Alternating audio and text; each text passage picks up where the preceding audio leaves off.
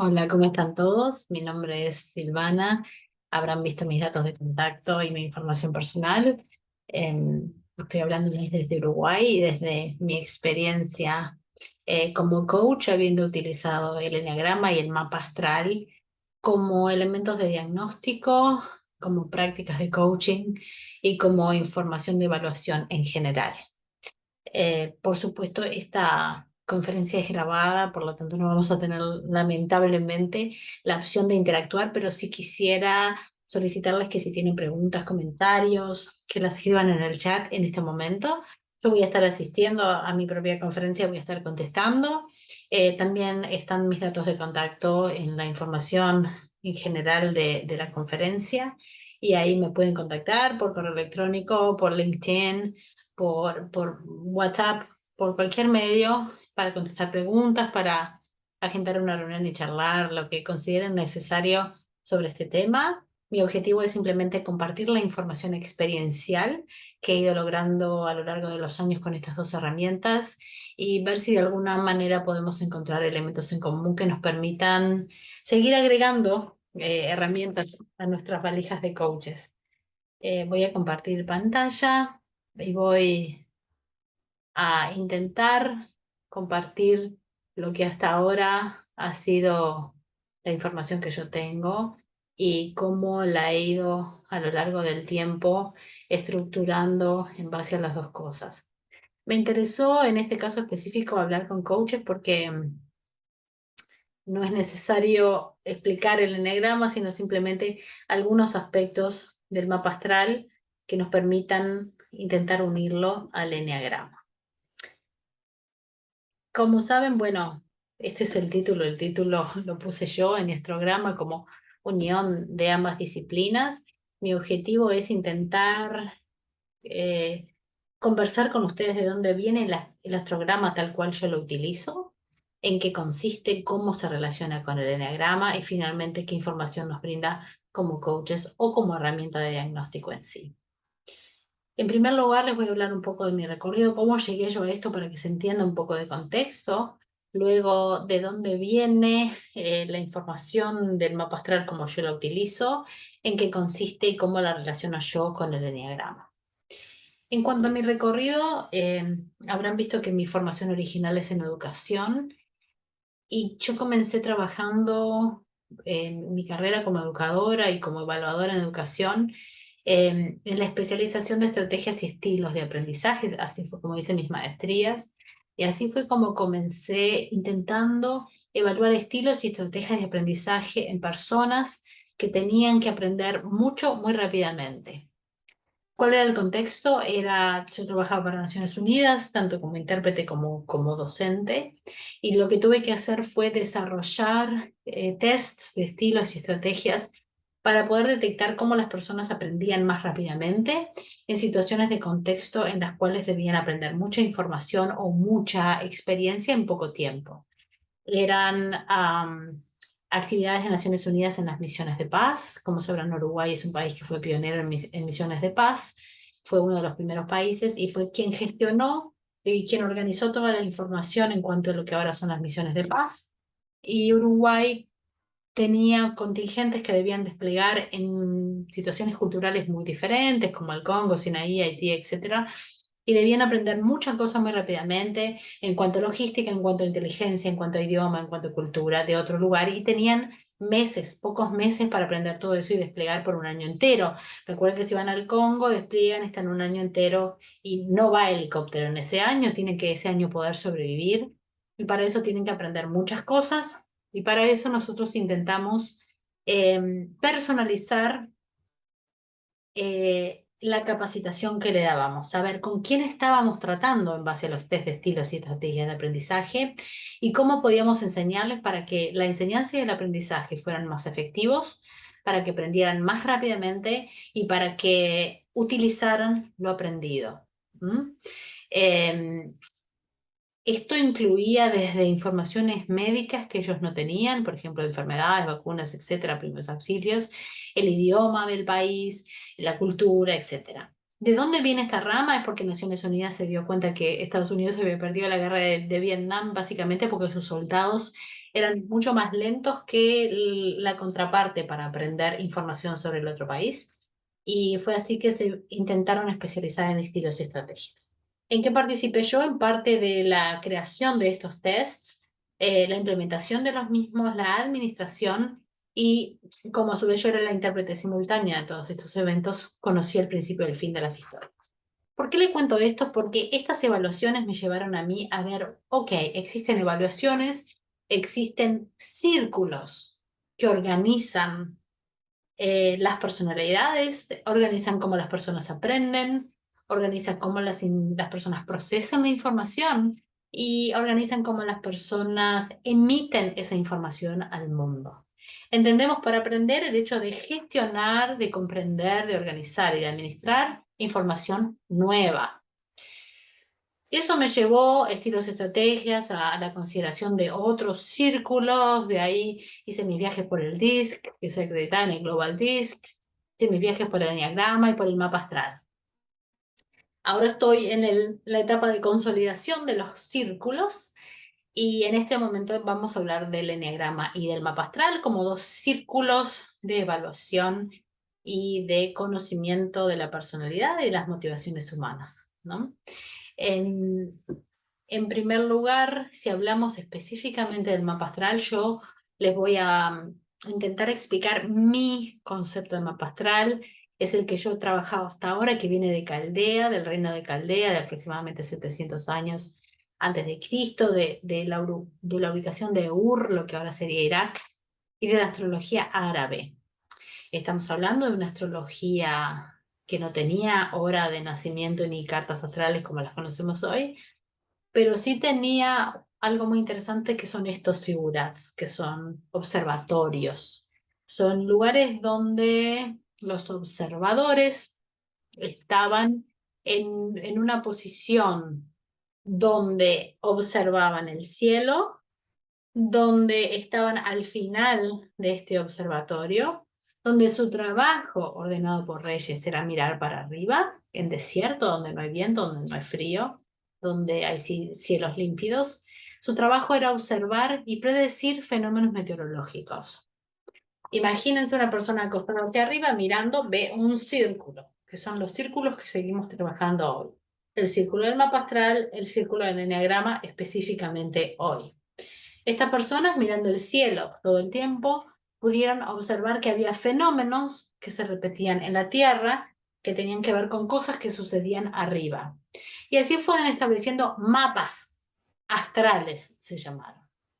Esos mapas, que originalmente eran predicciones de fenómenos meteorológicos, que tuvieron que ver originalmente con la recurrencia de estaciones, para poder planificar las expediciones, eran pueblos nómades y había que saber cuándo salir, cuándo no salir, cuándo iba a haber una tormenta de arena, hasta predicciones más mundanas para reyes con respecto a cuándo era razonable o aconsejable hacer determinadas cosas. Después se fueron dando cuenta que no solamente sucedían determinadas cosas en determinados momentos, sino que a determinadas personas esas cosas les afectaban de determinada forma y no a todo el mundo de la misma forma. Estas eran las formas de estos figurats u observatorios.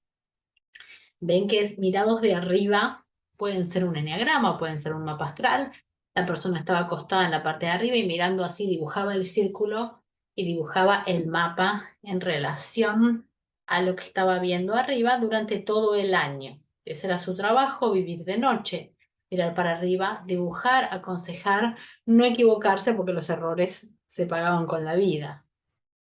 También existía en ese momento la astrología horaria, que recuerden que al no existir cartas astrales, la astrología horaria era, el reloj que tenían era mirar para arriba. Entonces, era lo más parecido a lo predictivo, era hacer una pregunta y mirando para arriba, saber cuál era la respuesta. Y si un rey quería saber si era conveniente o no iniciar una guerra en ese momento, el observador iba a ese observador que miraba para arriba y le decía sí o no por esto o por lo otro, o es un momento de energía expansiva o restrictiva, o sí, pero te va a costar más o menos esfuerzo, sí o no. Recuerden que los errores se pagaban con la vida, entonces era importante ser exactos. Todavía no se podía relacionar eso con la hora de nacimiento del rey específicamente, pero sí se podía aventurar un tipo de respuesta de acuerdo a cómo se veía el cielo en el momento en el que se hacía la pregunta. Y se fue dando el salto hacia la astrología genetlíaca, que es la de las personas, que es cómo afecta una configuración astral a una persona que está naciendo en este momento, en el momento que le cortan el cordón y en el momento en el que aspira la energía del contexto en el que nació. Si vamos a qué es el mapa astral, es un horóscopo. Entendiendo por horóscopo quiere decir círculo de la hora, es como si yo miro para arriba en el momento que corto el cordón, voy a ver un círculo, ese círculo a tal hora tiene tal foto. Es la foto del cielo en el momento que se corta un cordón, que da un diagrama que sirve para calcular la hora de nacimiento. En base a eso se pueden analizar las energías visibles y latentes para poder predecir tendencias, esencia de personalidad, se pueden predecir áreas de expansión y restricción, se puede intentar explicar quién la persona es, a qué aspira, cómo se expresa, cómo lo ven los demás, cómo se expresa en ese contexto individual y social, siempre desde una perspectiva geocéntrica, es decir, cómo se ve desde la Tierra, porque así era como se dibujaban los mapas. ¿Y qué contiene ese mapa? Tiene lo que probablemente ustedes sepan, varios niveles y capas de conocimiento que incluyen planetas, que son los que están en el círculo más adentro, esos símbolos, Saturno, Júpiter, planetas. Con respecto a los planetas, quiero decir, y acá hay coincidencias con el eneagrama, en que estamos hablando de 9 planetas, que son los planetas visibles al ojo humano, son los que captaron los caldeos y son los que yo sigo considerando hoy en astrología tradicional. Eran 9 planetas que significan 9 arquetipos energéticos, que significan 9 atributos básicos, que fueron los que después tomó el eneagrama a través de Gurdjieff, luego a través de probablemente Jung, que sabía mucho de astrología y que estableció los tipos de personalidad basados en los elementos de la astrología y basados en la teoría de las sincronicidades, que son dos conceptos astrológicos. Entonces tenemos 9 planetas, al igual que el eneagrama tiene 9 enetipos, planetas que son arquetipos de lenguaje simbólico, que son los que están en la parte de adentro. Tenemos signos, que son los lugares donde esos planetas se expresan, que son los que están en el segundo nivel, y allí tenemos a Aries, Tauro, Géminis, esos son los signos. Esos lugares dan el contexto al planeta, que a su vez están en una casa, que son donde está ese arquetipo que se expresa de tal manera, está en una casa, que son 1, 2, 3, 4 que vemos allí.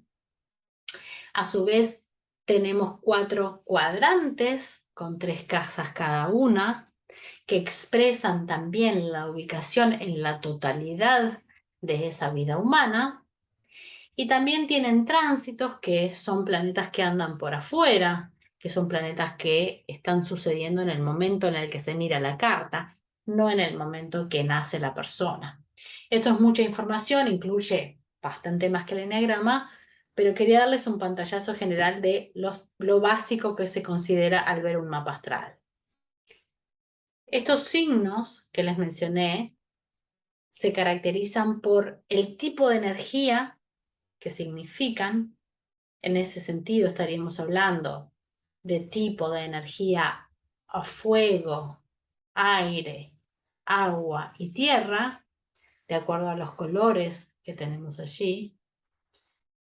Estos signos también tienen una condición, es decir, la energía fuego, cómo se manifiesta, cómo se expresa, se expresa a través de ser mutable, fija o cardinal.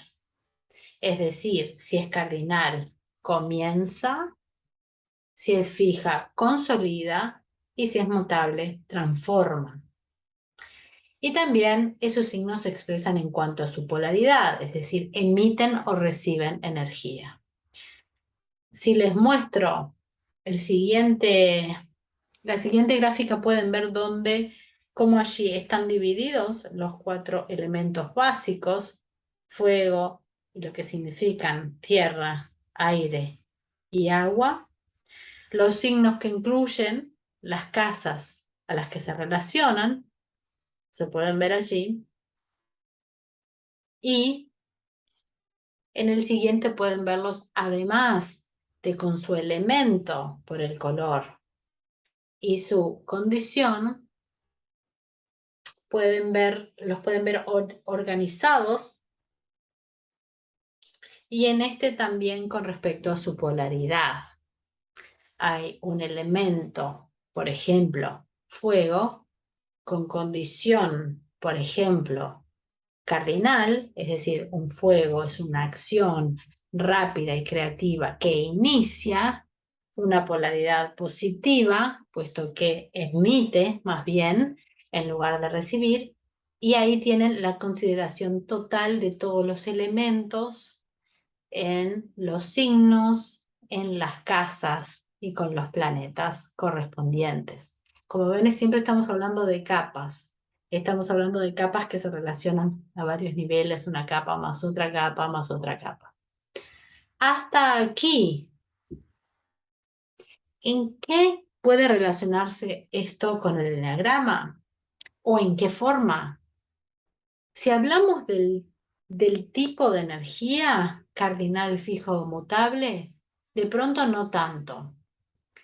Pero si hablamos de la dirección de la energía, en el sentido de positivo o negativo, emite o recibe, podemos relacionarlo en cierta medida con las tríadas. Sabemos que en cada tríada hay un eneatipo que emite, hay uno que recibe y hay uno que emite y recibe. Normalmente el del medio emite y recibe, y el de los otros dos, uno emite y el otro recibe. En ese sentido tenemos coincidencias, y en ese sentido podemos tomar ambos elementos. Si tenemos un eneatipo que está en una tríada que recibe y corresponde a un signo que a su vez es de agua o de tierra que también recibe, vamos teniendo más elementos para juzgar. Si a su vez consideramos el tipo de energía, agua, fuego, tierra y aire, y consideramos la tríada, si bien nos falta uno, entre comillas, podemos decir que también tenemos manifestación emocional, tenemos manifestación cognitiva o intelectual y manifestación instintiva. Hasta ahí podríamos ver ciertas características en las que se pueden relacionar. Ahora, en cuanto a la información que podemos tomar con un mapa astral, información básica que nos puede dar, que también podría darnos el eneagrama, y eso es lo que vamos a ver ahora, es quién es la persona que tenemos delante. Eso es en cuanto a la conformación en signo, planeta, casa y tránsito del Sol. ¿Quién es? ¿A qué aspira? Lo mismo, la conformación de signo, planeta, tránsito, casa de la Luna. ¿Cuál es su área de expansión? ¿Dónde se expresa? En base a los mismos elementos de Saturno, de Júpiter, y su área de constricción o restricción en la misma carta, en esa carta, en base a signo, planeta, todo lo mismo. También se pueden ver otras cosas como cómo lo ven los demás, cómo se relaciona con los demás, etcétera, pero sí hay una información de base de quién es, a qué aspira, cómo se ve a sí mismo, cómo lo ven los demás, cuál es su área de restricción, cuál es su área de constricción. Y tenemos otra cosa que son los cuadrantes, que es para quién tal energía significa qué.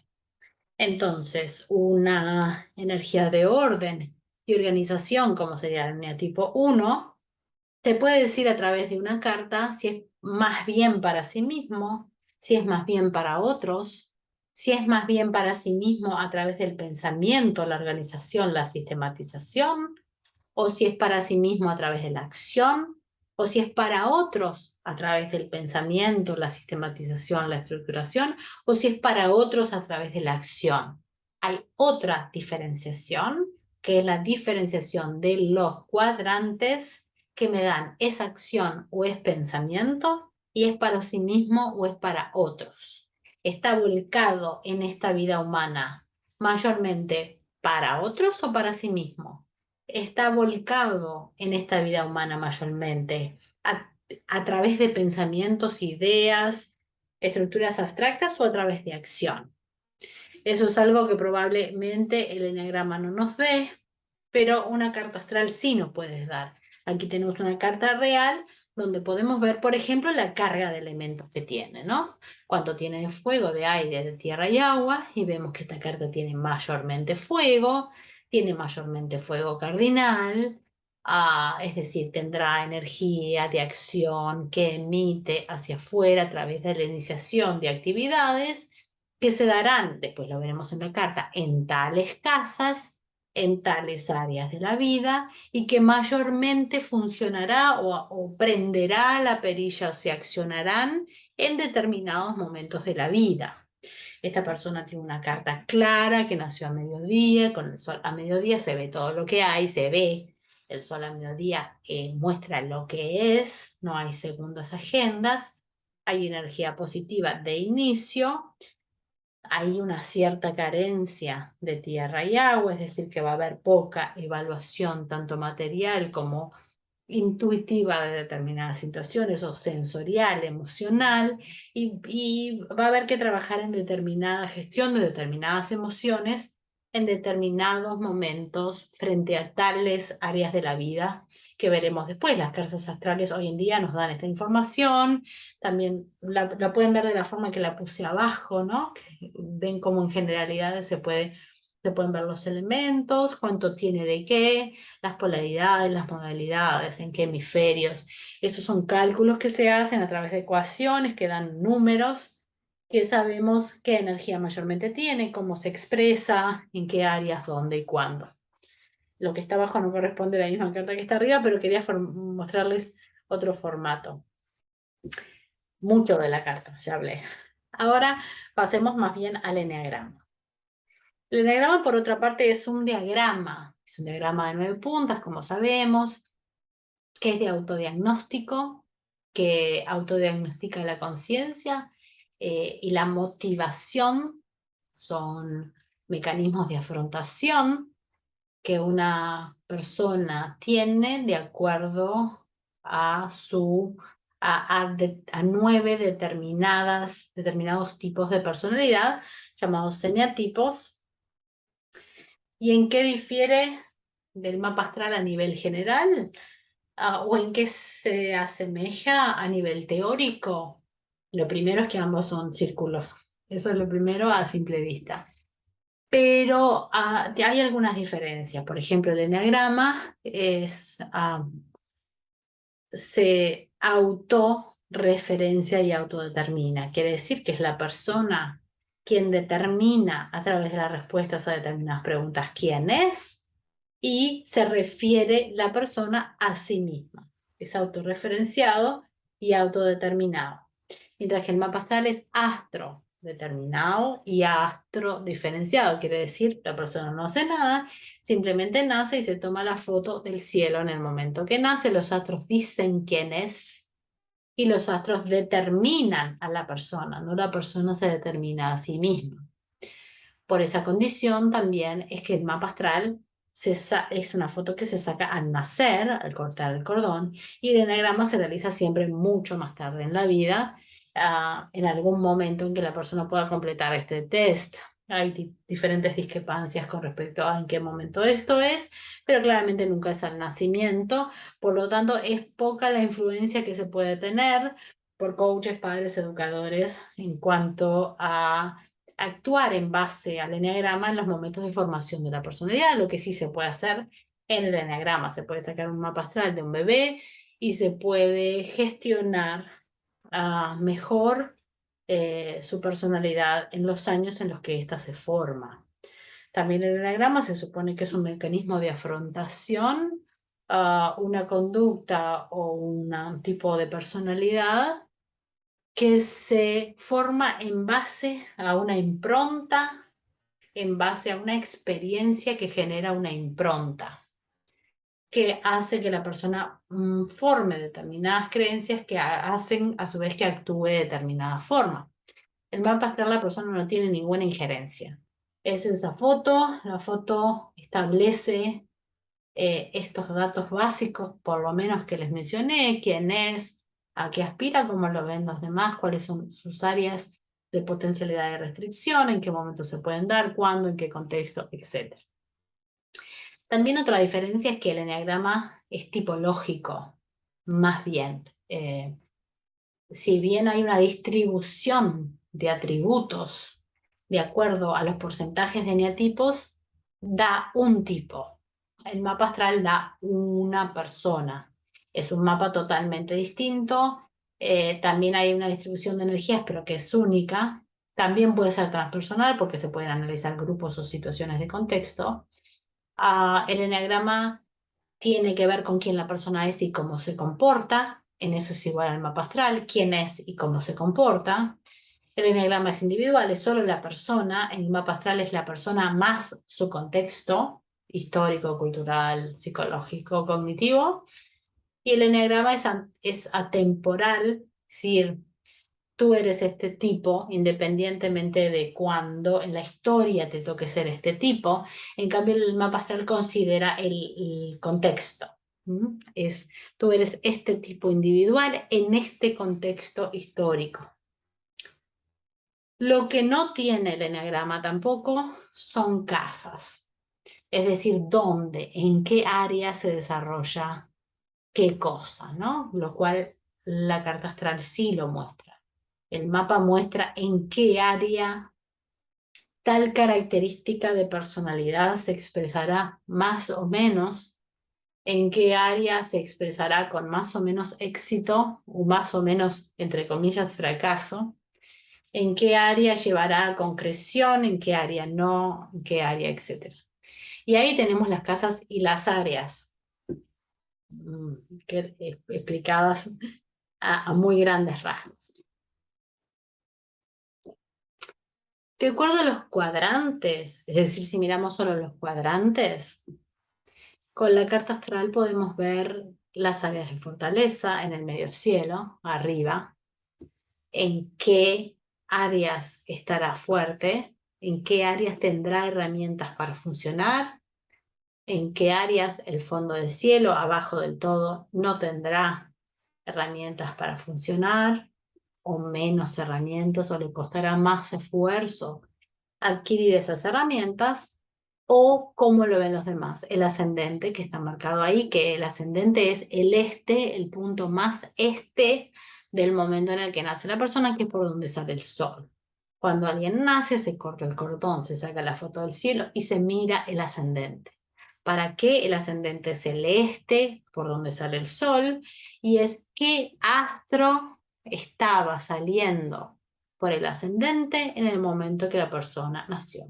Había un astro, no había un astro, había tres, no había ninguno, estaban todos enfrente. La cantidad o el peso o no peso de astros en signos, en casas, en ese momento va a dar mucha información porque es el telón de fondo. La persona aparece en el mundo con un telón de fondo y nosotros vamos a ver a la persona en su telón de fondo. El ascendente genera quién es, en qué contexto. Entonces yo lo veo de acuerdo al telón de fondo que tuvo. Piensen simplemente que una persona que nace al amanecer, con un cierto cielo lleno de colores, con soles, con determinadas variaciones, es muy diferente a la persona que nace a medianoche. Y qué se ve en el horizonte a medianoche, qué se ve a medianoche con luna llena, con luna nueva, con más o menos estrellas, en qué estación. Ese es el telón de fondo. Y nosotros cuando vemos a alguien no solo vemos la persona, sino vemos su contexto, vemos atrás de ella. Y esto es lo que nos da la información del cielo en el horizonte. No es solo un tipo 4, es un tipo 4 en este contexto que será diferente a otro tipo 4 en otro contexto. Y si volvemos un poco al eneagrama y a sus posibles similitudes o diferencias, intenté establecer relaciones desde que vengo estudiando esto con todas las cartas que tengo y todos los eneagramas que tengo. Solo encontré algunas relaciones en cuanto a los subtipos de los subgrupos del eneagrama, como son los hornevianos y los armónicos. Con respecto a los armónicos no encontré mayor relación, equivalencia o correlación con el mapa astral. Con respecto a los hornevianos sí, en el sentido de que, por ejemplo, los combativos, que se dice en español, que serían más bien los que logran resultados, no es una buena traducción, los combativos son signos de fuego. En el equivalente planeta eneatipo, que les voy a mostrar más tarde, al que yo llegué, 3, 8, 7 son signos de fuego. Y ustedes conocerán distribuciones eneatipos 3, 7, 8 con también peso en los otros eneatipos correspondientes. Es decir, son energías expresivas, son energías creativas, son energías hacia afuera, energías de fuego, después veremos qué tipo, pero esa es la única correlación que encontré. Y también alguna correlación, como les mencioné anteriormente, en base a las tríadas. Tenemos 3 tríadas que corresponden a 3 centros de inteligencia o 3 componentes básicos de la psiquis que implican, que pueden tener que ver con originalmente los elementos. Tríada emocional puede tener que ver con un elemento más relacionado a algo emocional que la tríada intelectual, que la tríada visceral, y ahí podría tener que ver con los elementos. No puedo establecer una relación totalmente exacta en este sentido, porque recuerden que el eneagrama se basó en la toma de cierta organización de arquetipos mitológicos o arquetipos simbólicos tomados en el momento en el que el eneagrama empezó a existir y por lo tanto puede haber faltado, puede haber simplificado ciertas cosas a nivel solamente de personalidad. Pero donde sí puedo decirles que encontré una correlación, que es lo que quiero compartir con ustedes hoy, es a nivel de los planetas. Como verán ahí, están los planetas organizados en relación a su distancia del Sol, eliminando la Tierra, que es la perspectiva geocéntrica, es donde estamos nosotros, por lo tanto no es válida como observación, pero sí imagínense una persona en la Tierra mirando para arriba, miraba Mercurio, Venus, Marte, Júpiter, Saturno, así ordenados en relación a su distancia del Sol. No veía la Tierra porque en la Tierra estaba la persona, no estaba Plutón porque no se veía, no se ve, y no había sido descubierto siquiera. Ciertos planetas, en este momento estamos hablando de aproximadamente hace unos 60 años, estaban en relación al Sol y había planetas que se referían a más de un signo, puesto que de alguna manera faltaban planetas.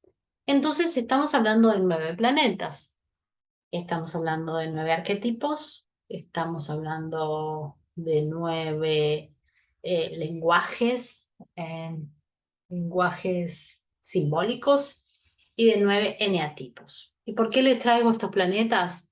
Porque por lo que yo he visto, las energías se corresponden con los planetas en su posición con respecto al Sol. Y si empezamos por Mercurio, podemos ir para atrás y hacer Mercurio, Venus, Marte, Júpiter, Saturno y hacer 1, 9, 8, 7, 6, etc. O podemos empezar por el 1 e ir para la izquierda y hacer 1, 2, 3, 4. Y aquí sí podemos decir que las energías arquetípicas se corresponden con el lenguaje simbólico, se corresponde en líneas generales con el eneatipo. Y me animaría a afirmar, esto es solamente en base a experiencia, puesto que hay poca, he intentado buscar investigación y hay poca investigación relacionada con la relación entre el eneagrama y el mapa astral, pero sí podemos afirmar que hay una relación simbólica entre los planetas y su posición con respecto al Sol y los eneatipos. Entendiendo, por ejemplo, el eneatipo 1, que estaría representado por Mercurio, que tiene que ver con la mente, con la organización estructural de las cosas, con la inteligencia, con el orden racional, etc. Y recuerden que en aquel momento Mercurio se relacionaba con Géminis y Virgo.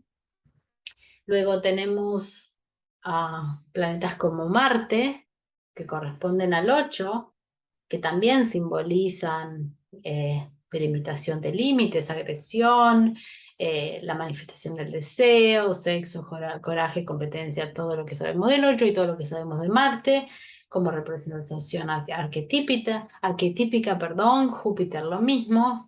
Júpiter, crecimiento, expansión, optimismo, comprensión, emprendimiento, novedad, lo que sabemos de 7. Sagitario, cuando menciono acá los signos no significa que es ser de Sagitario, ¿no?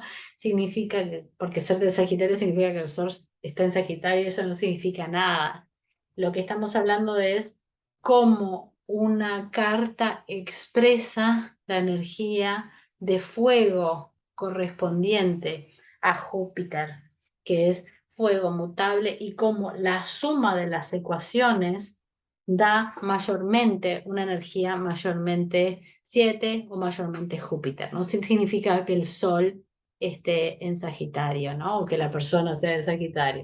Significa la suma y la ecuación de todas esas energías. Lo mismo con los otros, pueden ir uno a uno, pueden ver viendo las energías típicas, ¿no? La energía 4 de Neptuno, de intuición, de misticismo, de imaginación, de creatividad, de originalidad, de diferencia, de etcétera, correspondiente con Piscis y con Neptuno, y con cada uno se puede ir haciendo la relación, que fue lo que yo fui encontrando. Entonces, una carta con mayormente agua, con mayormente agua mutable, con mayormente emocionalidad y sensación y creatividad y originalidad y diferencia.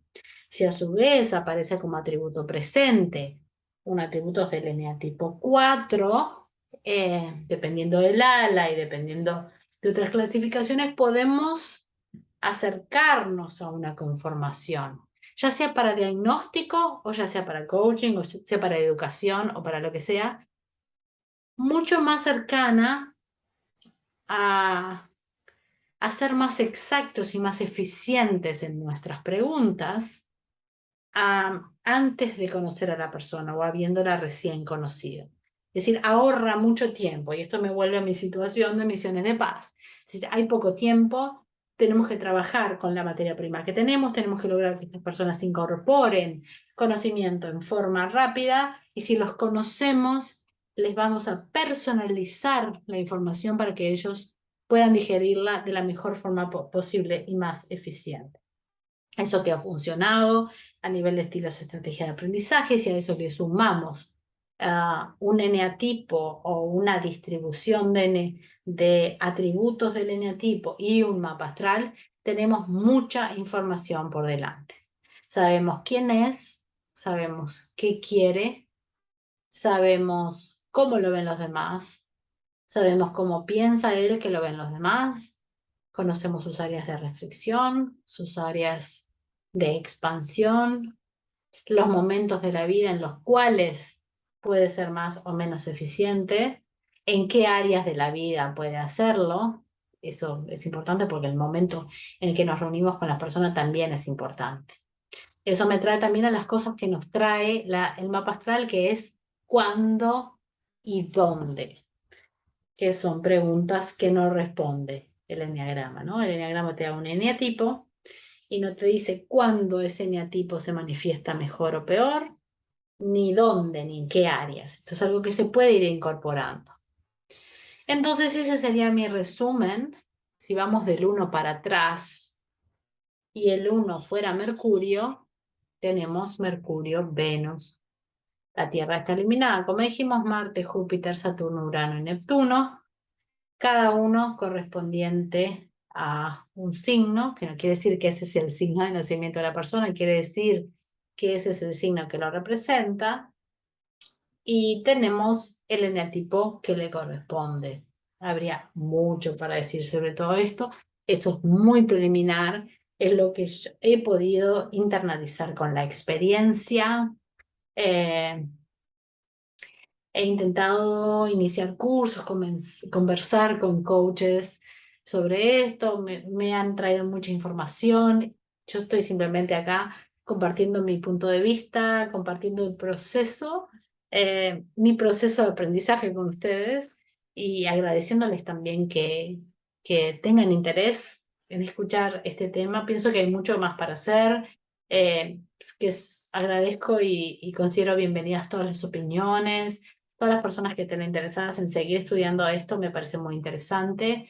Pienso que tenemos que seguir, que hay mucho más por hacer a nivel de la relación entre el mapa astral y el eneagrama. Esta es mi contribución, que espero les interese y les prenda una luz para seguir conociendo estos temas. Lo que sí quiero dejarles como reflexión final es que, bueno, recuerden que ahora nosotros vemos círculos dibujados en un libro o en un software, como acá, pero en realidad el cielo fue lo primero, ¿no? El primer círculo fue el cielo. Ahí es donde tenemos que volver, ahí es donde no hay dudas, ahí es donde podemos seguir mirando, investigando. Recuerden que alguien miró para arriba e hizo estas contribuciones, estuvieron muchos años, miles de años dibujándolas. También pienso que parte del mapa astral de la astrología es como una ciencia perdida, hay mucha información que se ha perdido, pero sí creo que de lo que queda, que el eneagrama tomó parte de esa información para desarrollarla a través de las personas que conocían la astrología, pero todavía tenemos más para investigar. Creo que hoy en día, más bien en base a casos, en tener miles de casos. Yo trabajo con una pantalla enfrente que la persona o las dos pantallas laterales que son el mapa astral y el eneagrama, y ahí vamos. Tienen mi correo electrónico, tienen mi información en LinkedIn, en las bases de la conferencia. Voy a estar respondiendo a los comentarios que hagan en el chat o en las preguntas y respuestas de la conferencia. Eh, Estaré en vivo, o sea que voy a responder. Y por supuesto los invito a que me contacten por privado o como consideren necesario, para que podamos seguir conversando más bien sobre todo esto. Pienso que hay mucho más para conversar. Agradezco enormemente la atención y agradezco, si a alguien le interesa, que me contacte para seguir charlando. Les mando un abrazo a todos y nos vemos en la conferencia.